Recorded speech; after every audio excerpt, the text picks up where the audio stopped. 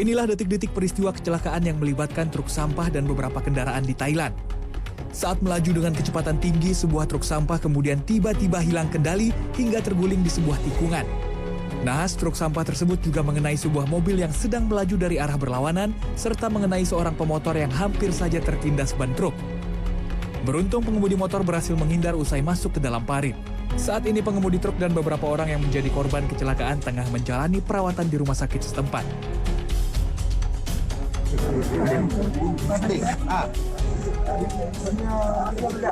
Sementara itu, sebuah video amatir merekam momen petugas pemadam kebakaran di Tamil Nadu, India Selatan menyelamatkan seorang anak laki-laki berusia 2 tahun yang kepalanya terjebak di dalam sebuah wadah. Peristiwa ini terjadi saat sang anak bernama Niraj sedang bermain di dapur rumahnya. Petugas pemadam kebakaran kemudian mencoba memotong wadah tersebut guna menyelamatkan kepala sang balita. Proses penyelamatan ini berlangsung sekitar 20 menit dan Niraj pun berhasil diselamatkan tanpa mengalami cedera.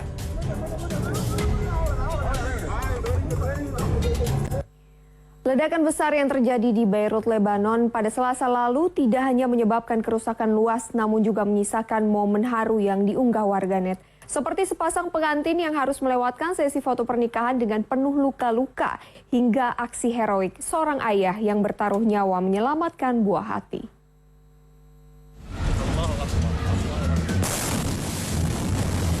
Momen mengerikan ini menjadi salah satu rekaman yang menggambarkan kedahsyatan gelombang kejut akibat ledakan besar di Beirut Selasa lalu. Video direkam oleh Mahmud Nakib, seorang fotografer yang tengah mengabadikan seorang pengantin dalam sesi foto pernikahan. Dalam video itu terdengar suara ledakan keras. Sebelum akhirnya semua orang yang berada di lokasi terdorong gelombang kejut yang diakibatkan ledakan. Sontak semua orang panik melarikan diri mencari tempat berlindung. Sekilas terlihat juga suasana bangunan sekitar yang hancur berantakan sesaat setelah ledakan terjadi. Kengerian ledakan juga terekam kamera CCTV sebuah apartemen yang tidak jauh dari lokasi ledakan. Melansir dari laman Storypic, dalam video yang viral di sosial media ini memperlihatkan seorang ayah yang berusaha menyelamatkan anaknya dari ledakan. Tanpa takut, ia membawa putranya dalam pelukannya dan berlari mencari tempat yang aman. Aksi pemberani ayah yang tidak diketahui namanya ini berhasil menggerakkan hati warganet yang menyaksikannya. Menandai peringatan 75 tahun peristiwa bom atom di kota Hiroshima dan Nagasaki, seorang seniman asal Republik Dominika membuat sebuah mural sebagai bentuk pesan perdamaian. Bekerja sama dengan organisasi kampanye lingkungan internasional Greenpeace, seniman Imfri Thinker membuat sebuah mural berukuran 10 kali 10 meter di sudut kota Berlin, Jerman, untuk menandai peringatan 75 tahun pengeboman kota Hiroshima dan Nagasaki. Juru bicara Greenpeace Berlin menyebut, mural ini menjadi tanda perdamaian agar peristiwa berdarah seperti pengeboman kota Hiroshima dan Nagasaki tak kembali terulang. Adanya mural ini juga sekaligus mendesak pemerintah Jerman untuk menandatangani perjanjian denuklirisasi sebagai cara membebaskan dunia dari senjata nuklir.